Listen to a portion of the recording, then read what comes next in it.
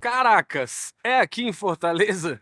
Pois é, Venezuela, né, que foi um dos assuntos que dominou aí a política internacional nas últimas semanas, também é um assunto aqui muito trazido pelos nossos assinantes do Povo Mais para o nosso para começo de conversa. Muitos comentários aí sobre essa instabilidade que vem perdurando aí há algumas semanas já no nosso vizinho aqui latino-americano, que está tendo aí uns problemas de eleição desde que o presidente Nicolás Maduro antecipou ali e se declarou vitorioso em eleições que estão sendo questionadas pela comunidade internacional. E o Brasil não é diferente. Então vamos lá que tem muito comentário sobre isso aí, mais um encontro nosso aqui do nosso de todo sábado, o para começo de conversa.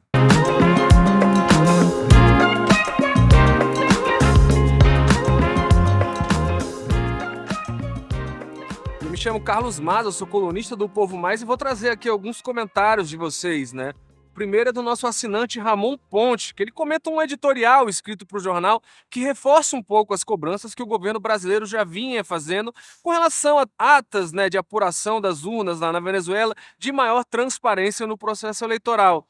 E o Ramon não gostou muito não, ele escreve aqui: esse editorial foi escrito na Folha de São Paulo ou no Estadão? Apenas reproduz o que a grande imprensa mentirosa reproduz na versão que os Estados Unidos querem que a comunidade internacional pense da Venezuela. Triste. Olha, Ramon, eu discordo um pouco de ti. Eu acho que você foi um pouco duro com o editorial aqui do jornal O Povo, porque na verdade eu creio que a posição americana ela é muito mais incisiva, né? Os Estados Unidos hoje reconhecem a vitória muito claramente da oposição do Nicolás Maduro naquela eleição na Venezuela, enquanto o que tem, né, o governo brasileiro feito, e eu acho que o editorial do jornal vem muito nesse mesmo sentido, não reconhece a eleição do Maduro, mas também não reconhece a da oposição e cobra aí, né, maior transparência, maior informação sobre como conduziu esse processo lá o governo venezuelano. Até porque hoje tem muitas dúvidas, tem muitas denúncias que o próprio governo da Venezuela não facilitou muito a investigação, a resposta. E vamos lembrar, né? Isso é uma coisa que está sendo feita, inclusive, por governos de esquerda. No Chile, o Gabriel Boric, que talvez faça um governo ainda mais de esquerda do que o do Fernando Haddad na Fazenda e do que o Lula aqui no Brasil faz, ninguém dificilmente vai descredenciar ali ou questionar esse caráter de esquerda do Boric, mas ele vem cobrando desde o início que a comunidade internacional precisa ser convencida de que foi um projeto justo, um processo transparente, e até agora o governo venezuelano não tem dado muitos sinais disso. Mesma coisa no México, né? O Obrador assina, inclusive, uma nota conjunta com o Brasil no sentido de cobrar essa transparência do governo venezuelano. Eu acho que o editorial vem muito nesse sentido. Ele não compra a versão da oposição, não compra aquelas atas ali questionáveis também de que a Venezuela teria dado uma vitória quase duas vezes maior por votos ao, né, o Ruth ali, o González, o adversário do Maduro na eleição, mas também cobra maior transparência, que eu acho que é o momento que a gente está vivendo agora, seja talvez o mais prudente, né? Até porque estão ocorrendo conflitos civis, tem pessoas tomando as ruas. Eu acho que todo tipo de comentário mais inflamado, que possa insuflar aí uma relação popular maior em um momento como esse, não é o mais adequado. Eu acho que o Lula mesmo está cometendo aí, está seguindo uma linha favorável, positiva, levando isso em consideração a instabilidade que a Venezuela vive hoje. Ainda nesse assunto, me desculpa que está com um dia com bastantes ventos aqui nos jardins do jornal O Povo. Vou trazer também um comentário do assinante Raimundo Martins Filho sobre esse mesmo assunto, indo um pouco por um outro lado, né? Ele diz aqui: vocês são de uma hipocrisia sem limites. Começam com uma leve crítica ao Lula e atribuem o que houve na Venezuela ao Bolsonaro. Vocês não têm vergonha na cara. Ele faz referência a um artigo aqui do nosso colunista, o Henrique Araújo, em que ele faz uma provocação, né? O Henrique ele gosta muito de fazer essas provocações, às vezes, bem rapidamente, quase no final, ele fala, né, sobre essa questão de que tem muitas similaridades no roteiro, né, tomado hoje pelo Maduro na Venezuela e o que o Jair Bolsonaro tentou emplacar aqui no Brasil. Claro que são políticos de feições muito diferentes em alguns aspectos, mas nessa rota ali do autoritarismo que trilharam, tem muita coisa parecida, né? O Maduro também está sendo acusado de uma coisa que o Bolsonaro também foi aqui, sem tirar nem pôr, que era de dificultar o acesso, né, de eleitores em regiões em que ele sabia que ele ia pior, né, que a oposição ia melhor, então se dificultava, se criava ali dificuldades para as pessoas chegarem. Aqui no Brasil a gente tem investigações muito bem encaminhadas, já que a Polícia Rodoviária Federal atuou nesse sentido. O presidente da PRF, né, o diretor-geral na época, está inclusive preso, né, por conta disso. Então tem ali uma similaridade já a partir daí. A próprio uso que o Maduro faz das Forças Armadas para intimidar, né, os órgãos de judiciário de algum tipo de controle, ou de respaldar ali a opinião pessoal dele com relação a isso, é uma coisa que o Bolsonaro fez muito claramente. Depois que ele perde a eleição, ele praticamente se fecha em reuniões fechadas ali com comandantes das Forças Armadas, quase não tem mais nenhuma agenda pública nos meses finais de mandato dele, fora reuniões fechadas com comandantes das Forças Armadas. Enfim, tem muita coisa nesse roteiro que é muito parecida, né? A própria questão do Maduro antecipar muitas coisas, né? Antes da decretação oficial do resultado, ele dá declarações polêmicas antecipando. O Bolsonaro fez muito isso, né? O Bolsonaro passou os últimos 4 anos antes da eleição de 2022 dizendo que o nosso modelo não era seguro, criando, né, problemas com relação a isso, aí instigando a comunidade internacional contra o próprio sistema brasileiro, chamando aquela reunião dos embaixadores, mesma coisa que o Maduro fez agora, não deixou observadores internacionais ali participarem do projeto. Então, pode parecer um pouco absurda a comparação por conta ali dessa diferença ideológica muito clara entre os dois presidentes, mas nessa questão ali, não que eles tendem autoritário com relação a não aceitar o resultado da eleição, é bem parecido, ou de pelo menos tentar diminuir a transparência dessas. E agora, por outro lado, ele faz uma crítica ao Lula que eu acho pertinente, né, o Henrique, que ele fala da infelicidade daquela declaração do Lula de dizer que não tem nada fora do comum na Venezuela. Aí, me desculpe, o Lula comete um erro feio e acaba caindo naquilo que a gente falou, né? Insuflar um processo que a gente não sabe onde vai terminar, que pode morrer muita gente, que pode escalar um processo de conflito internacional, inclusive, muita gente grande envolvida.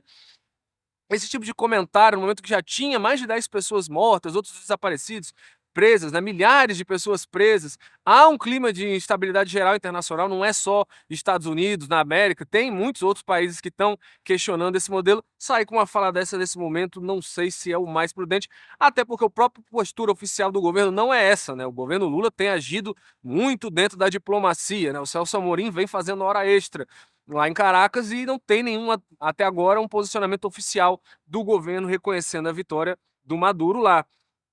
E vamos agora para um comentário do João Lino, né? Ele diz: não sei exatamente se a solução está além das fronteiras e se tiver que tal começar pela Rússia e a Arábia Saudita. Ele faz aqui menção a um artigo do nosso colunista especializado em política internacional, o Márcio Coimbra. E o Márcio, olha só, para você ver como o Povo Mais tem opiniões aí de mais variadas espectros né, do campo ideológico. O Márcio já é bem mais crítico com relação ao que está acontecendo na Venezuela, principalmente ao Maduro, né? Ele ali já dá um respaldo maior a essas atas que apontam uma vitória folgada da oposição a Nicolás Maduro lá e, enfim, questiona muito esse processo e tudo mais. E aí eu acho que a provocação do João Lina, não sei se eu concordo muito, né? É tudo que o Brasil não quer hoje, né? Que isso escale para um movimento além das nossas fronteiras. A gente vê hoje muito essa tendência, né? WhatsApp, TikTok, essa polarização, as pessoas às vezes querem ter opiniões muito exacerbadas sobre as coisas, exigir que o Lula execre, condene o Maduro, ou que ele dê um apoio total, quando a gente sabe que isso pode muito bem escalar, né? A gente já teve no passado recente movimentos que tinham-se destroyers, tinham portas-aviões dos Estados Unidos estacionados muito próximo da gente. E para o Brasil, né, para o Lula, como um líder internacional com uma presença regional muito forte, isso não é interessante, não é do interesse do Lula que a Rússia instale bases na Venezuela. Até por isso que o Lula vai insistir até o último momento, o governo brasileiro vai insistir para buscar uma saída diplomática para isso, para que não se chegue a ver aquelas cenas que a gente via muito na Guerra Fria, né? E hoje a Rússia e a China são duas potências internacionais que dão muito fôlego para o Maduro, né? Já os Estados Unidos apoiando a oposição. E aí, quando você tem comentários como o do Milei lá na Argentina, que baixa o nível, né? De chama de lixo, manda jogar fora, acaba fazendo exatamente o jogo que o Maduro quer. O que ele quer exatamente é que se baixe para esse fla-flu ideológico político, que vire uma coisa ali de Estados Unidos versus Rússia e que não se resolva. Eu acho que hoje, até para o melhor, para evitar conflito, para que a população da Venezuela mesmo seja ouvida, o caminho melhor é vamos ver com transparência, vamos atestar com dados claros e confiáveis de boletins de urnas, é possível saber se houve de fato uma redução de votação nessas regiões onde o Maduro teria dificultado o acesso de voto das pessoas. Aqui no Brasil conseguiu-se constatar isso, que as ações da PRF atrapalharam a chegada de eleitores e o presidente, né, do órgão, o diretor-geral da época, está inclusive preso por isso. Então é importante que se tenha aí uma transparência até para evitar uma escalada de conflito. E, João, eu discordo. Acho que a última coisa que o Brasil precisa, que o mundo precisa, é de envolvimento de superpotências nesse tipo de conflito, até porque esse tipo de conflito não se resolve rápido nem fácil e atrapalha mais a vida de todo mundo. Então agora aqui o comentário do assinante João Henrique. Ele manda para o nosso e-mail, relacionamento@opovo.com.br, uma pergunta. O Lula sancionou o marco legal do hidrogênio verde, mas o Cid, que é o presidente da comissão do tema lá no Senado, não estava presente no evento. Qual a sua opinião sobre isso?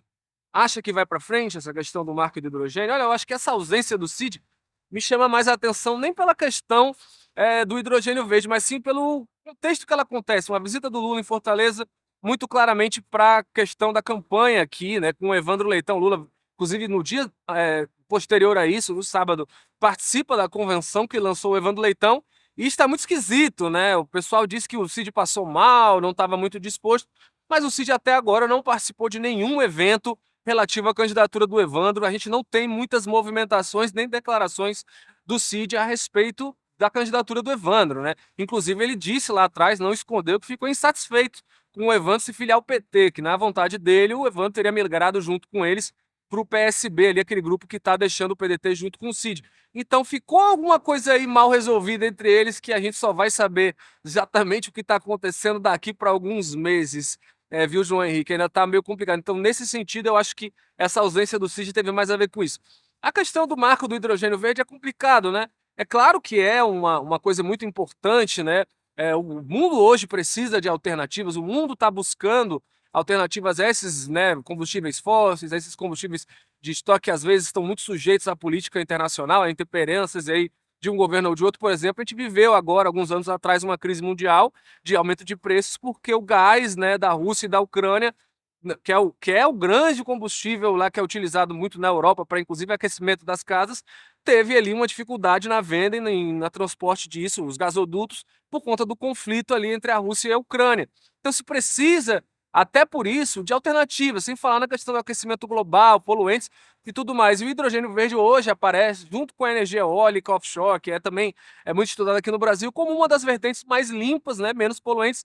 Tem seu impacto, é claro, mas é um menor comparado com os outros tipos de produção. Então, nesse sentido, o hidrogênio verde é muito bem-vindo. A questão eu acho que houve uma comunicação meio equivocada de governos cearenses, agora o Camilo Santana, o Eumano de Freitas, o próprio Cid, venderam isso como se fosse uma solução muito imediata, como se a gente fosse aprovar uma lei ali e no outro ano o Ceará estivesse nadando, digamos assim, na grana do hidrogênio verde ou com essas reservas aí já botando para circular. Não é assim que funciona. Uma conversão energética é coisa que vai demorar uma década, 2 décadas. Quem não vai esquecer, a gente aqui no Ceará teve algumas iniciativas de biodiesel, se investiu muito dinheiro, se criou uma usina de refino de biodiesel lá no Quixadá. E aí, quando era para ter pegado a história do biodiesel, ele não foi para frente, o próprio mercado internacional adotou outras formas e a refinaria lá ficou muito subutilizada. Nunca trabalhou no valor, no montante, no volume que se esperava com o dinheiro que foi investido lá. Foi um equívoco hoje, olhando para trás, olhando aquele investimento, embora na época se mostrava um grande negócio isso. O hidrogênio verde é a mesma coisa, é uma aposta, é uma tentativa de diversificação, é uma coisa que pode ser muito boa para um futuro em que o Brasil esteja melhor das pernas aí financeiramente e queira se reindustrializar, mas é uma coisa para o futuro, né? E quando você escutava políticos cearenses falando sobre isso, parecia que não. Eles estavam dizendo que era para amanhã, então vai gerar uma expectativa, claro, nas pessoas, que elas fatalmente vão se frustrar, porque a gente está falando de um dos sistemas talvez mais complexos que tem no mundo, que é essa questão de transformação do setor energético, né? E lembrando, toda vez que houve essa mudança, geralmente quem estava na vanguarda se deu muito bem, né?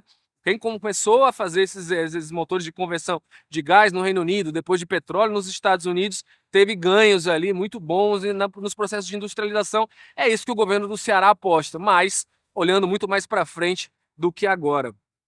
E esse foi o nosso para começo de conversa, aquele espaço semanal, todo sábado a gente recebe vocês aqui para trazer seus comentários, suas críticas, seus elogios, enfim, aproximar vocês, assinantes do Povo, mais um pouco da nossa produção diária. E eu convido você a participar com a gente. A gente tem vários canais aqui para você entrar em contato, o e-mail, relacionamento@povo.com.br, os comentários dentro do Instagram do Povo Mais, comentários dentro das reportagens do próprio Povo Mais e o telefone 3254-1010. Participe aqui com a gente está sempre trazendo. Hoje tinha bastante gente criticando, inclusive, aqui. Vocês sabem que a gente não esconde nada, estamos aqui para debater. Se você mesmo foi ouvido aqui hoje e não gostou, comenta aí embaixo que a gente vai trazendo aqui esse espaço de vocês. Até o próximo sábado.